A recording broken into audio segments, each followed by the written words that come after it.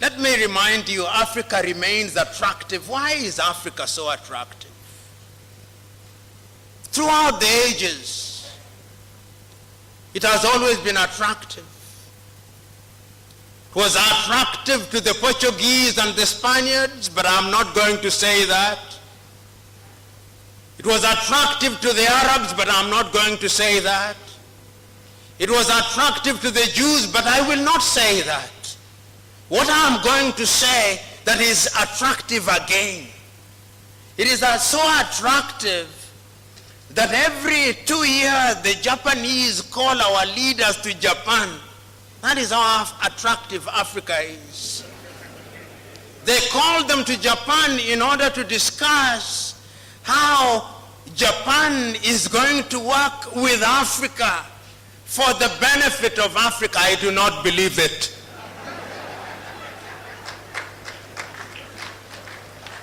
It must be for the benefit of Japan.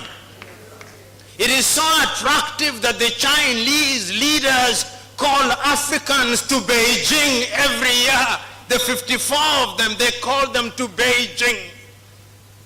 And they say this is how China is going to work for the benefit of Africa. I refuse to believe them. It must be that there is something that is being done for the benefit of Beijing. Because if I was Chinese, I would do that which is in my best interest, not in the best interest of Africans. It is so attractive that the Russians called our leaders only a few months ago in Sochi. And when they invite you to the best places. It is so interesting, so that the Russians can work with Africa for the benefit of Africa. That is how attractive Africa is. It is so attractive that the Germans also invited our leaders to Berlin. It is so attractive that even the Arabs are inviting them to Doha, and that is how attractive it is. Have you ever heard the Latin Americans being invited? No, I did not hear.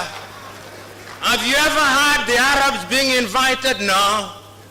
It is only Africans who are invited. That is how attractive Africa is. Is it a bad thing? Depending on what you think. We can use it to our own advantage, or we can allow them to use it to their advantage. You know, when I look at Africa and I look at her in the continent, in the context of how attractive she is, another word comes to my mind called globalization. When we talk about globalization, you talk about globalization as if it were a new word. It is not. Africans were once globalized as a commodity in the slave market. We were sold everywhere in the world. That was globalization. That was globalization.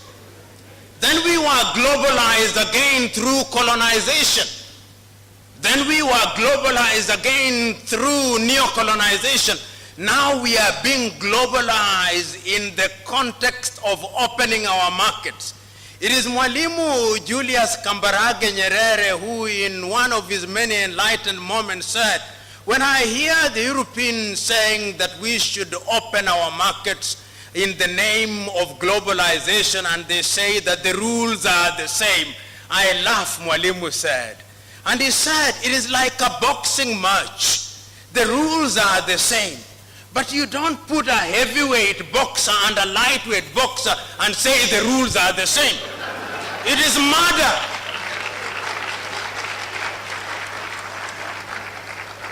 Allow me to be melodramatic.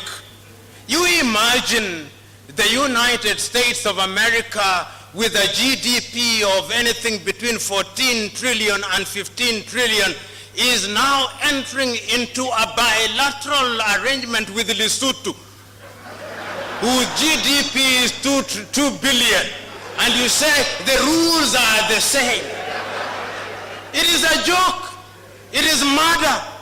Because the revenue that is generated by the city of Los Angeles alone in one day is more than the GDP of Lesotho. So we are being told to open our markets, and when we opened our market, you saw what happened? Our textile industries died. The large textile industry that we knew about in Kaduna, in Nigeria, died. Our cotton industries died.